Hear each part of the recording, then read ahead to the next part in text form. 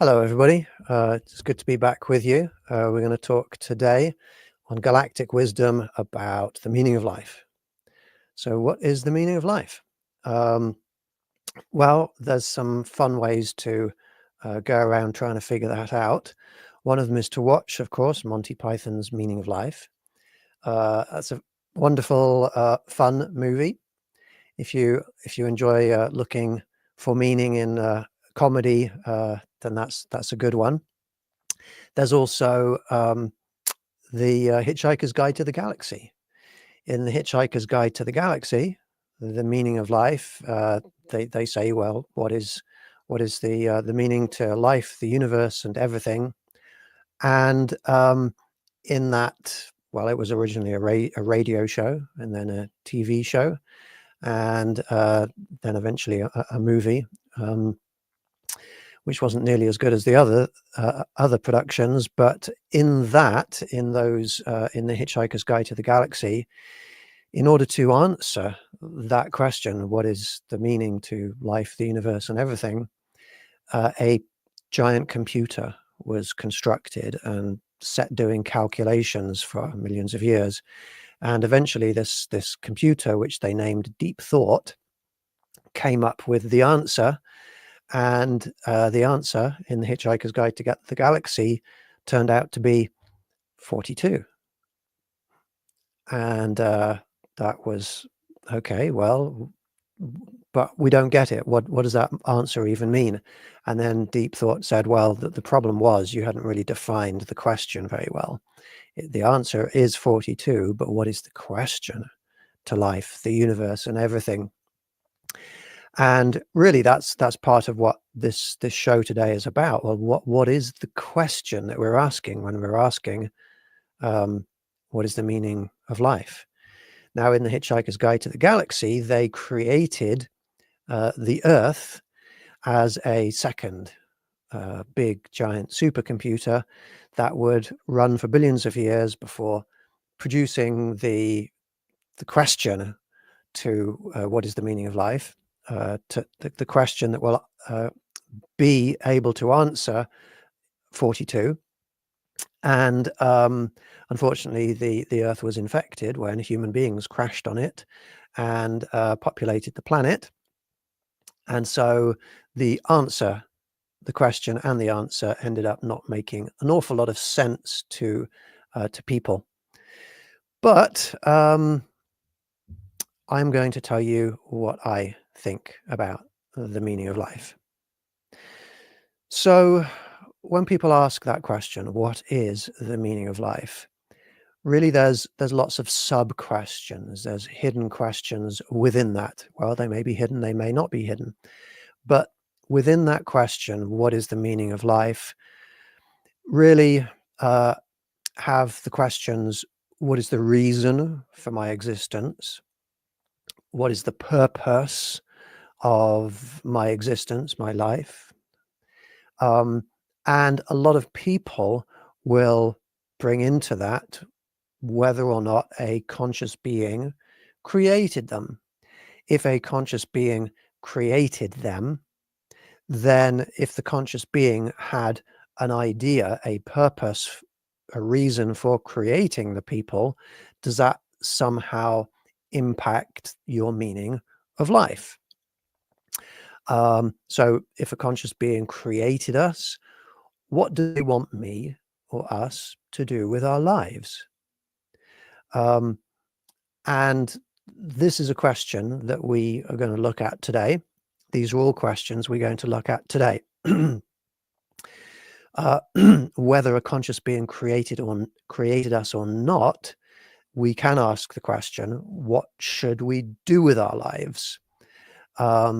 So within all of these questions are the sub-questions, how did I come to exist? Did a conscious being have a role in creating me? And ultimately, hopefully before the end of this show, I will give you my answer to those questions and what should I do with my life? I got a migraine the last time I did this show because I was talking too quickly and not breathing enough. So I'm going to pause a little bit and take a drink. So also in today's show, I'm going to tell you a little bit about my upcoming tour, and I'm going to tell you a little bit about some of the events that I've been doing where I've been connecting with different non-human entities. And so all of that is to come up in the next 40 minutes. So let's think about whether or not we were created. We clearly were created, I mean, most of us, by our parents. So let's have a little bit of a think about that. If our parents did create us, then we could ask ourselves their purpose for creating us. If they had a purpose for creating us that was consciously thought out in some way, rather than it just being an act of passion, if there was a conscious thought behind creating us, would that impact for us our meaning of life? So let's say, I mean, a hypothetical situation, probably not very likely, but let's say we were created by our parents because they wanted somebody to help them around the house. If that were true, would that mean that our meaning of life would be transferred from them to us, and our meaning of life would be to help them around the house? Now, it's my view that whatever my parents were thinking when they wanted to have kids, when they decided to have kids, I'm one of 3 children. Whatever they were thinking, whatever their purpose in having me, I am an independent person from them, and I am allowed to choose my own purpose in being alive, my own reason for being alive, my own um, meaning of life. And I think for most human beings, after they get to a certain age, they do have uh, that idea that, well, thank you, parents. I still love you, probably most of the time, regardless of how annoying you may or may not be at times. Thank you very much, but I'm now my own person, and I'm going to choose my own meaning of life. So one of the questions we have to ask ourselves, or we can ask ourselves, is if another conscious entity, like a godlike entity, were to have somehow created us, somehow had a hand in creating either us as individuals, or as a species, or as a planet, and therefore a species, if there was a conscious thought behind the creation of humans, does that mean we inherit their purpose?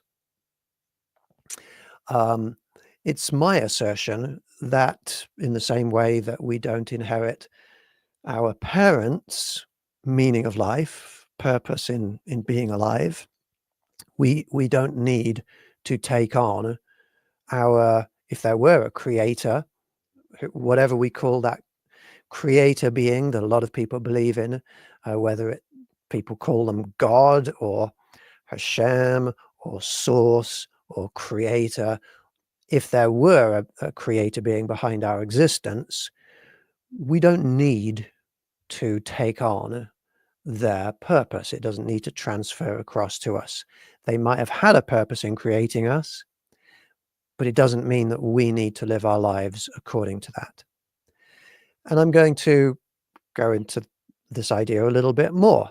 If a creator did exist who was a benevolent, loving, caring, non-dictatorial kind of creator, wouldn't that kind of a creator be okay with us choosing our own way forwards? Isn't that like what free will is about? You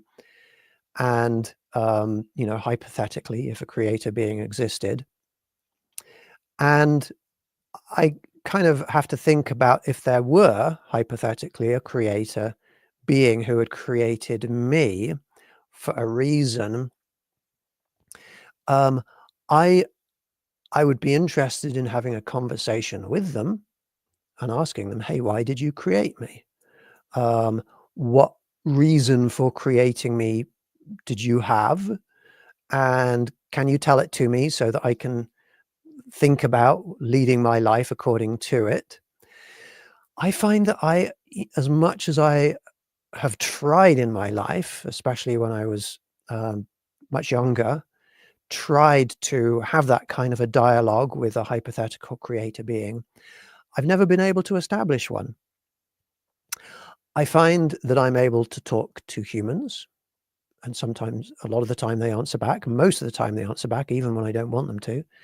Um, I find that I'm able to establish conversations with non-human entities, what we might call aliens or extraterrestrials. I can I can do that. That's something I do. I meditate, I reach out to them, and in my mind, I ask them questions, and they give me answers. That's something I can do. That's probably something you could do if you were to try. If you were to come to some of my events, you might be able to do that. But I did, as a child, well, through into my early 20s probably, I did spend quite a lot of time praying, uh, reaching out like I reach out now to aliens, but doing it in a more religious kind of prayer-like way to a hypothetical creator being. And you know what? I never got an answer. I never established a conversation with them. And it seems clear to me that, um, I come in contact with a lot of people who believe in aliens, a lot of people who believe in a creator being of different names, different religions in different parts of the world, and in the same part of the world. Um, and a lot of the people who believe in aliens, they talk to aliens, and the aliens talk back to them, and the aliens visit them even sometimes. But almost nobody who I know who believes in God actually has conversations where they actually hear back from God. There's no conversation. It seems to be any kind of a dialogue seems to be more on a sort of a just I'm guessing that this thing that happened in life is a message and signs and symbols and things. So i- if hypothetically a creator being existed, my question is, why do they not want to tell me what my meaning of life is, why they created me, what my purpose is? Um, I can read theories in books and in ancient texts, but there's lots of books and lots of theories and lots of ancient texts, and none of them prove anything. You have to have faith in them all, and it's like, well, which one should you have faith in?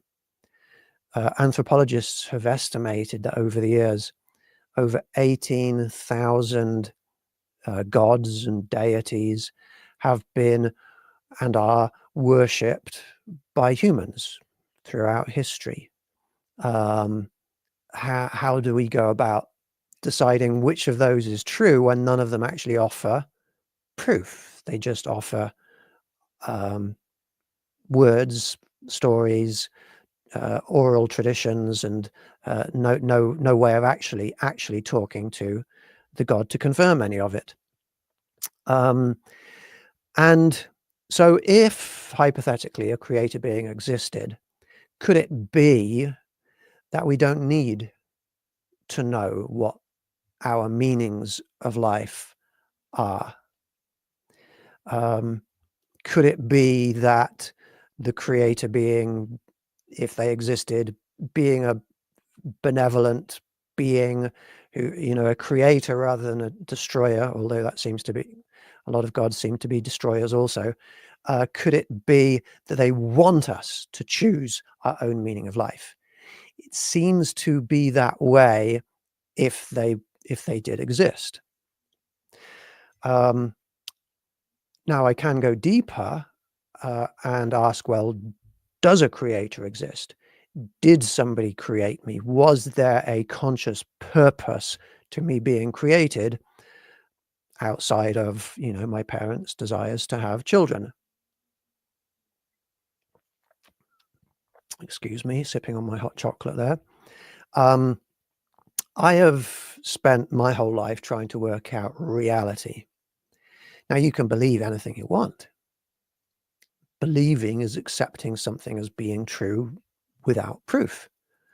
That's why it's a belief and not knowledge. That's why you need a leap of faith with beliefs, because nothing's proved.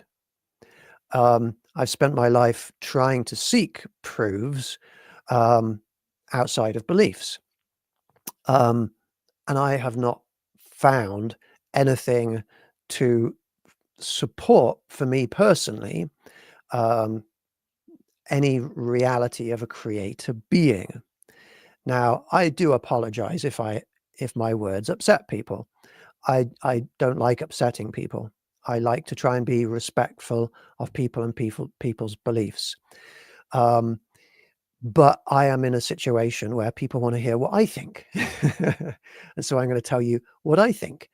And what I do think is, if you do believe in a creator, I still want to be friends with you. I still want to live in peace with you. I don't think it should be something that we need to fight over. I put peace above everything else. And I hope that other people do. And I think part of the problem, with some people's beliefs is, if you put your beliefs, things that have not been proved, above peace, whether it's a religious belief or a political belief, a philosophical belief about the way you lead your life, if you put anything above peace, then you don't get peace. And that's one of the big problems on this planet right now. So I put peace above everything else. So I'm going to tell you my views, and it's okay if I apologize if my views offend you, but I want to let you know clearly that I still want to be peaceful with you. I still want to be your friends. So the way I went about trying to figure out what is real and what is not real in this world, there I am as a kid, reading ghost stories and seeing movies about aliens, and also hearing about being taught religious things about Jesus and God when I was at school. And in church, I went to church occasionally as a child. My family wasn't really religious, but we did occasionally go to church, and my father was religious. And so I'm hearing all of these different ideas, and I'm trying to figure out, well, what's real? I'm going to grow up into this world. It would help to know, in dealing with my life, in figuring out a direction in life, it would help to know if Jesus was real, if God was real, if they're on my side, if they're going to help me, and if I support and worship them, is that going to be a direction in my life? A ghost's real. Like, should I lead my life like one day when I die, I'm going to be able to continue living? Should I lead my life like I'm going to be able to get a second chance and come back, because of reincarnation? If aliens are out there, do they have the answers? Should I be trying to connect with those aliens so I can get some of these answers? My quest for trying to understand reality really was so that I could figure out, what should I do with my life? What should my purpose be in life? That's why I've always tried to answer these big questions. So how did I try and figure out the answer to these questions? Excuse me. Well, I I went to church and I learned about religion. I went up on hillsides when I was still, in my teens, and tried to reach out to aliens and see if they would come in. I, at school, learned as much as I could because, for a while when I was a kid, I assumed that the adults knew what was going on, and they would help me to figure stuff out. And if I went to school and learnt what they were telling me in lessons, I thought I would be able to figure out a huge chunk about reality and know how to lead my life. And one of the subjects at school, the subject at school, which really helps you to figure out what is real and what is not, is science. There are other subjects which also try and tell you truths, like history, truths about the past. I wasn't interested in the past back then. I now feel more interested in history because it can give us uh, lessons about how our species has always been and still is. We're still the same species. But it was science. Science was the big thing, the big subject that was going to enable me to figure out what is real and what is not real. Now, a lot of people don't get science. A lot of people will say, Rupert, science is just another belief system. You believe in science. And it's a shame when people think that, because it really shows that they don't know what science is. Science is a way to figure out truths about reality because it uses a process that is defined as, logic is defined as the process that enables us to deduce truths, not guesses, not beliefs, but actual truths. Logic is a process by which you can prove things to be true. There is a difference between proving something to know it to be true and not proving something so you just accept it as being true with no proof. That's a belief. That proof thing, that is the difference between knowledge and between belief. And the process by which we get to knowledge is to prove things. Now, knowledge, logic can be very, very simple. It can be as simple as, in my mind, I have an image, I have an idea, I've learned what an elephant is. I have an image of an elephant in my head. And if somebody asks me a question, is this thing that I'm holding up there, is that an elephant? Well, I compare this with what I know an elephant to be, and it's not equals to. It's an equal sign with a slash through it. It's not equal to an elephant. I've just logically proved that this is not an elephant. So there was no science involved in that. There was logic that my mind was able to use, even if I didn't realize I was using logic. We can use logic, and we do use logic all the time to work out truths. We can step outside and logically deduce if it's nighttime or daytime. And most people can do that very accurately. It's not that hard. We can use logic. What science does is understand our use of logic and apply it to situations that are not obvious. For example, when people used to look up into the sky at night and see those lights up there, they didn't know what they were, and they didn't have telescopes.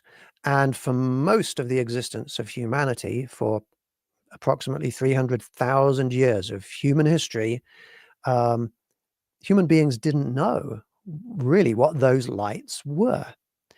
They came up, therefore, with beliefs about those lights.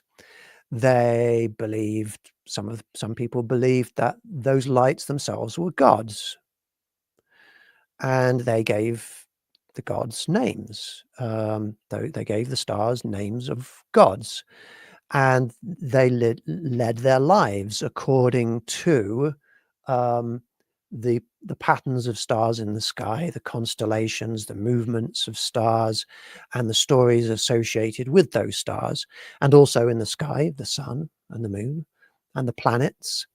Uh, the planets, the word planet is derived from or used or means in an ancient language, I forget which language, probably Greek or Latin or something, but it means wandering stars. Because if you watch the stars move across the sky, they all move together at nighttime. But if you follow the movement of the planets, it's different from that movement of stars. The stars wander across the sky, sometimes even changing direction like this over the days and months. Planet means wandering stars. And but they didn't know why. They didn't know what was going on, so they made up beliefs about all of those things, and some of those beliefs were gods. They didn't know how the earth was formed, or how the sun was formed, or how stars are formed. So they came up with ideas, they came up with stories, those stories seemed just as likely as anything else, and they believed those stories, and those beliefs got passed on. Also, things that were not obvious to people were they didn't understand diseases, illnesses. Why did my child just get that disease and die? Okay, and or why is my wife ill? That sort of thing. Why am I ill? Why am I sick? And without the knowledge of microbes, without the knowledge of viruses and bacteria and other small organisms and also non-living things like viruses are not technically alive. Without that knowledge, you can see why many people throughout our history assumed, believed, came up with an idea, a theory, and believed that the reason for illness was dark magic. One of the reasons why hundreds of people were killed, thousands of people were killed over the years during medieval times, during times when people believed more in witches. The reason people were killed is because when somebody got ill and they wanted to explain the illness, they looked around to see, well, who might have put a spell on me or that person who's ill, who might have cursed them, who might be conjuring up the devil to do something bad, because obviously illnesses are bad.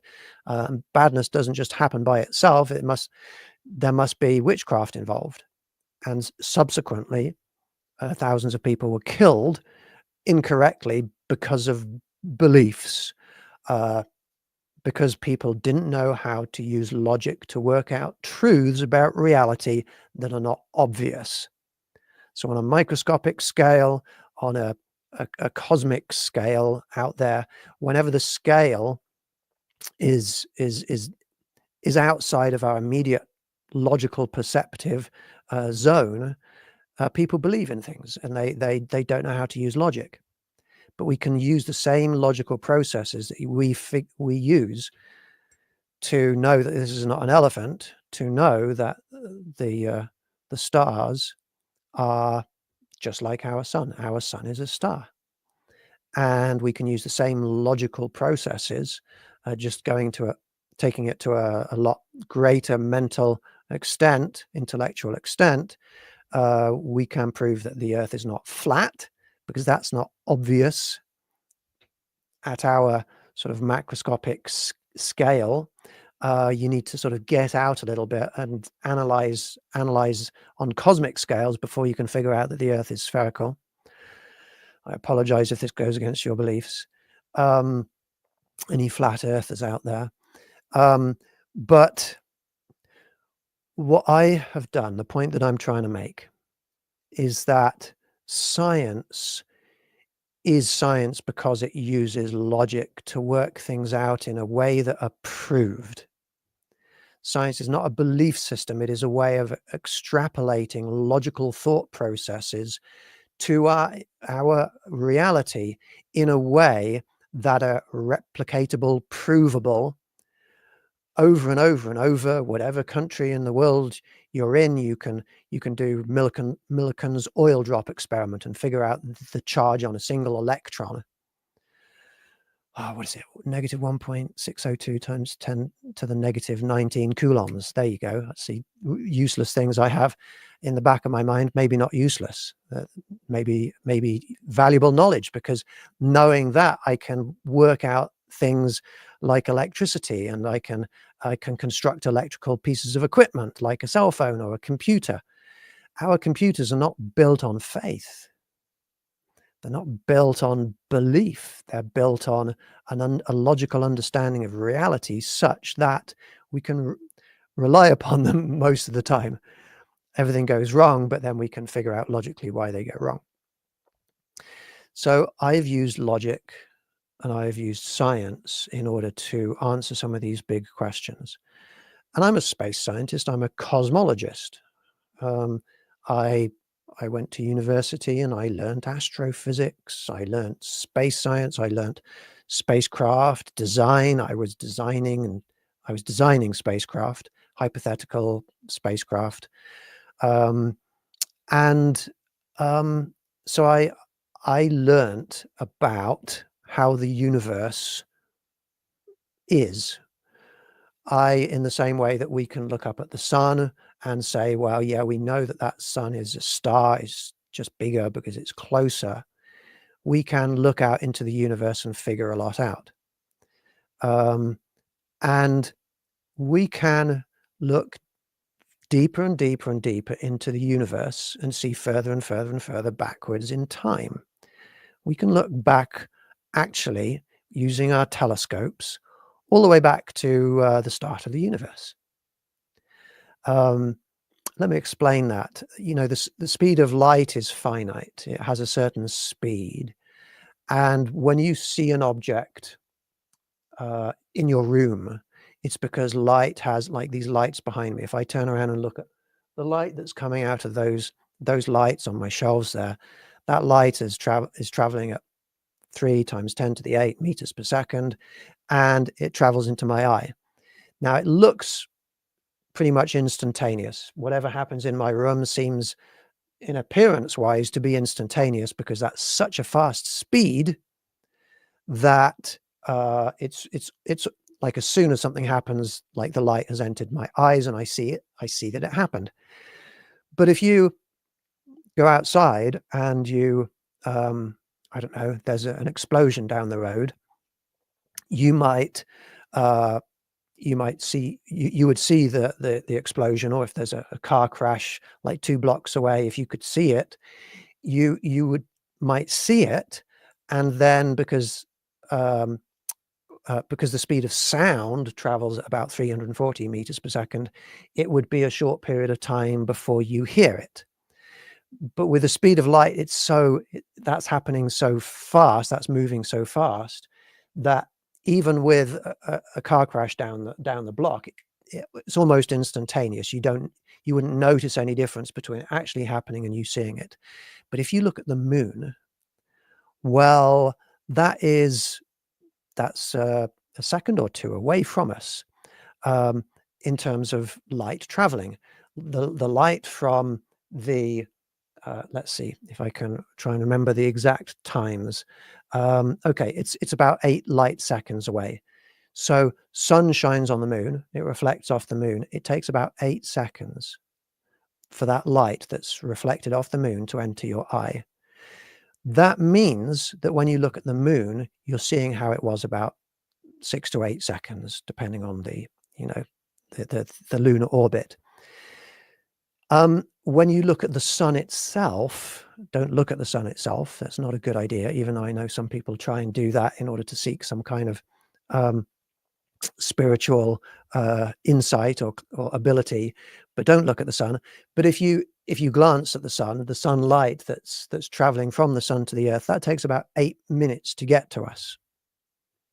So if you were to look at the sun in the sky, you would see how it looked about 8 minutes ago. If you go outside and see that the sun is still up there. Well, it might not be. It might just have been eaten by a giant mutant space donkey, and you would not know for another 8 minutes. When we look at the nearest stars like Alpha Centauri, Barnard's star, they're approximately 5 light years away. It takes light 5 years to travel that huge distance across space to us. And so when we see even the nearest stars in the sky, we're not seeing how they look right now. We're seeing how they looked 5 years ago. When you look at stars that are at the other side of the galaxy, it's taken 100 to 150 years for that 100 to 150,000 years for that light to get to us. And when we look at something like the Andromeda galaxy up there, wow, well, you're seeing how the Andromeda galaxy looked about 1 million years, because the light that's traveled through space from the Andromeda galaxy to us has taken about 1 million years to get to us. And we can keep doing that. We can keep looking at more and more distant objects, and we can use telescopes to look further and further and further and deeper and deeper and deeper into space. So when you get telescopes like Hubble and the James Webb Space Telescope taking photographs of some of those distant galaxies, that light has taken billions of years traveling through space before it gets to those telescopes. And therefore, we're seeing the photograph we end up getting is how the universe was, how it looked billions of years ago. And we can keep looking deeper and deeper and deeper until we can see the earliest stars. And James Webb Space Telescope can do that, the earliest stars. And we can use our scientific knowledge. We can use logic to work out the ages of those stars. And it ends up being in the region of 13 billion years old, those distant objects. That's the age of the objects.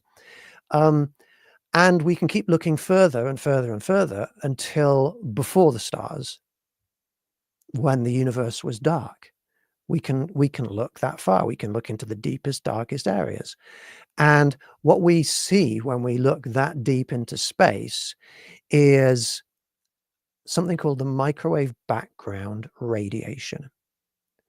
And it's a very long wavelength, low frequency.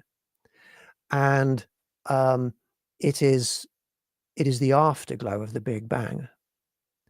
And it's exactly the right frequency, wavelength, distribution to be the afterglow of the Big Bang. And that's what we see. We can photograph the Big Bang. There are photographs of the Big Bang that you can see. Now, it's not going to look like a photograph that you might expect, like of a fiery explosion, because it's in the microwave region of the electromagnetic spectrum, and we don't see in the microwave region of the electromagnetic spectrum, so we have to use false color, and so it's not going to look like much to most people, but we can see it, and science tells us exactly what it is. It's exactly in the right place, looking exactly. What I'm trying to tell you is that the Big Bang is not a theory, and anybody that tells you that the Big Bang is a theory is just doesn't understand it. The Big Bang is something that's been proved. That is how our universe came into existence. We can see it. We can photograph it. We can also, that's just one of many pieces of evidence to tell us where the universe came from. The universe came from a Big Bang. So we know where the universe came from. We can watch from that point forwards how the universe evolved. From that point, about 13 billion years ago to the present day, we can see how the universe evolved. We can see where it came from, and we do not see, when we look into that, a creator. We do not see a creator doing anything. When we look at the formation of our solar system, when we use science to study the formation of our solar system, we find the same thing. We can answer those questions about where the universe came from, and everything is consistent, and everything is logical, and everything makes sense. And we know that a creator being wasn't needed in order to create the earth. We know that a creator being wasn't needed to create life on earth or humans. We can look back and, we can reject this if it goes against our beliefs, but we can prove that humanity evolved. I believe in aliens, and I believe in aliens interacting with humans, but I also can prove that the human species evolved on the end of at least 13 other archaic human species that we've been able to prove. So when we're answering the question, what is the meaning of life? If we can prove that a creator being wasn't needed to produce us, to produce the universe, to produce the earth, to produce us, we can essentially prove that a creator being didn't create us. We can essentially prove that we can't rule out that before the universe, somebody pushed a button and created the universe and let the universe unfold, but we can prove that we weren't created, like designed with conscious intent to end up being specifically the way we are today. We can prove that because if you can prove something that is contrary to that, then you prove that not to be true. If you can prove that if the x is equal to 2 and not equal to, if you can prove that x equals 2, you're simultaneously proving that x is not equal to 3. That's what we can do when we prove the Big Bang and the formation of the universe and evolution. That's why those things are so dangerous and not liked and rejected by so many religious people. But we can prove that we weren't created.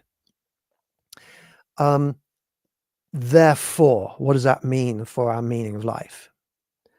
What that means for our meaning of life is we can actually, if you gain this knowledge that I've been talking about, and it's not easy knowledge to gain.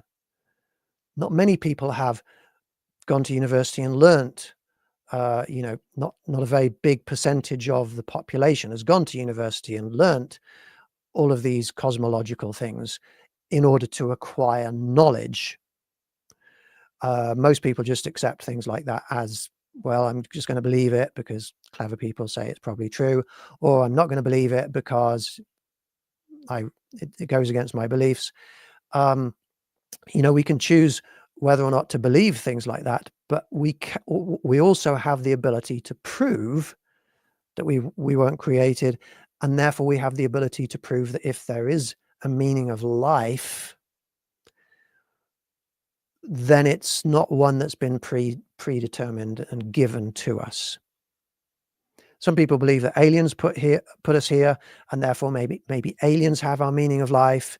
No, you can prove that x is equal to 2, and therefore x is not equal to 3. You can prove that we really did evolve, and therefore the aliens really didn't put us here.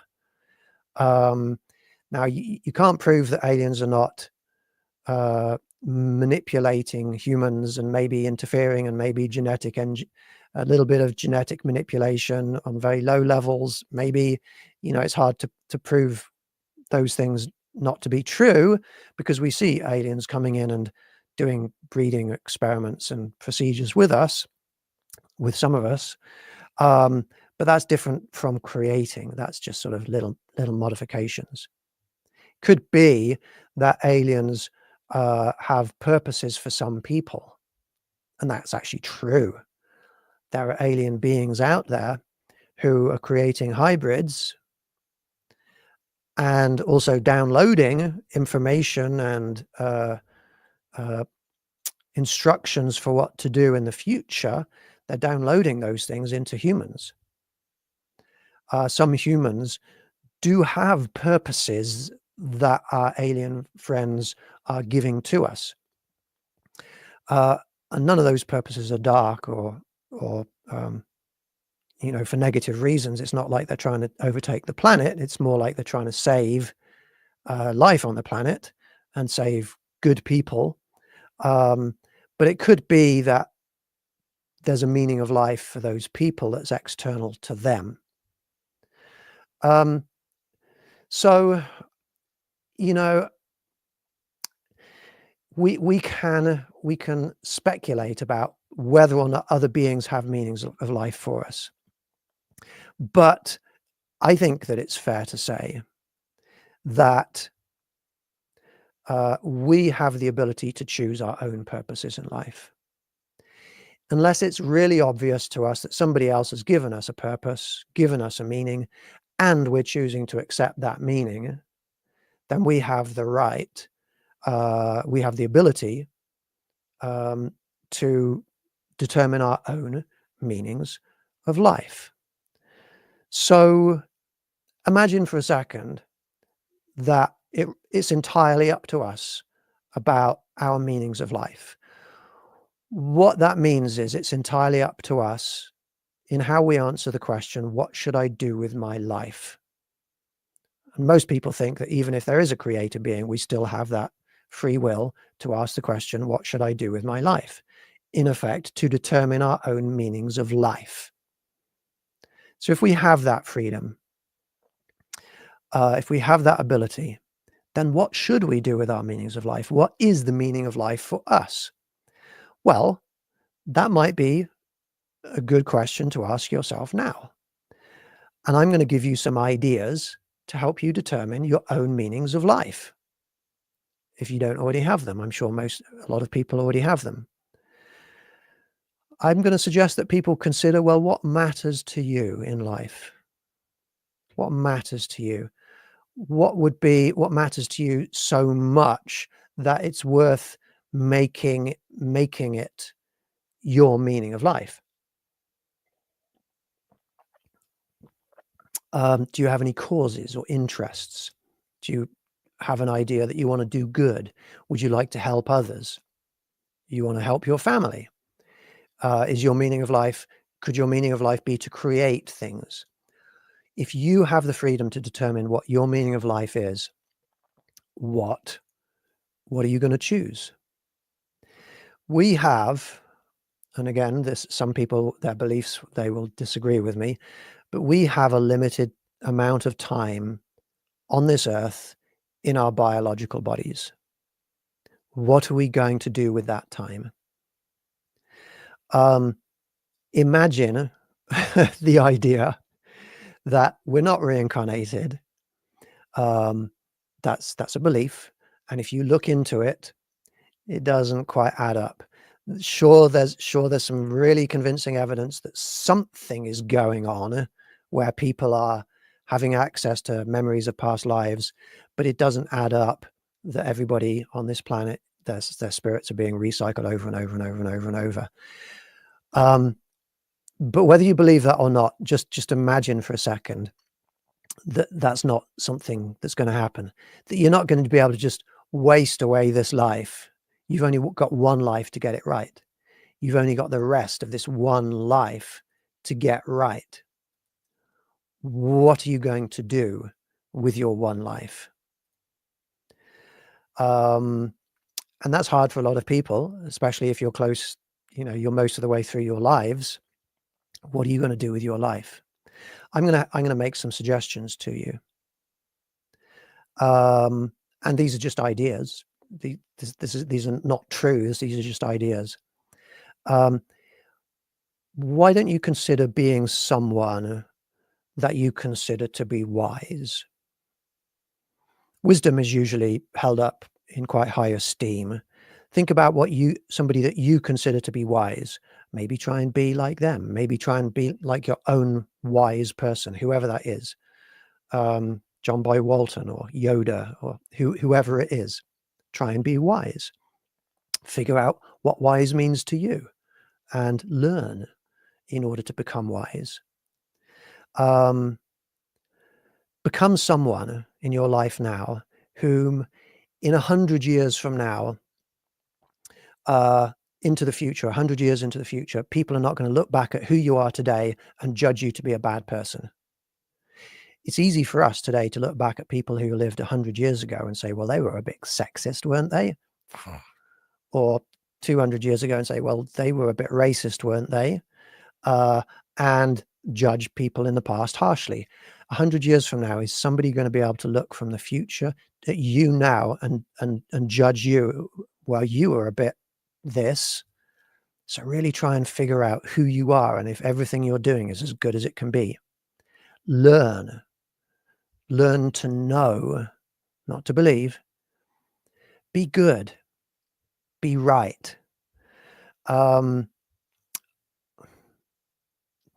Trying to help others is usually considered to be a pretty worthy reason for living, a pretty worthy cause, a meaning of life. I'll tell you my meaning of life: to do whatever I can to promote universal love, universal peace, and universal well-being. If you are harming anybody, that's not a good meaning of life. If you are helping others universally, by universally, I mean everybody without negative discrimination, even interspecies, even across species. If you're universally helping people and not harming people, then that's a good meaning of life. If you're harming people because you think they deserve it, well, that's a subjective judgment based on your subjective beliefs. And 100 years from now, or even 5 years from now, when you're dead and you look back at it and you see that you misjudged people, you might find yourself really regretting going around harming anybody at all. So helping rather than harming is a good idea. If anybody wants to participate in any of my events that I do outside of this podcast, then I've put the Galactic Wisdom Patreon group website up there. If you were to join that, you will see where you can participate in activities that I do. If anybody wants to find out more specifically about specific activities like tour events and my contact events, then just send me an email. I would like to thank everybody very much for watching this. I wish you peace, love, and well-being. Take care. See you next week.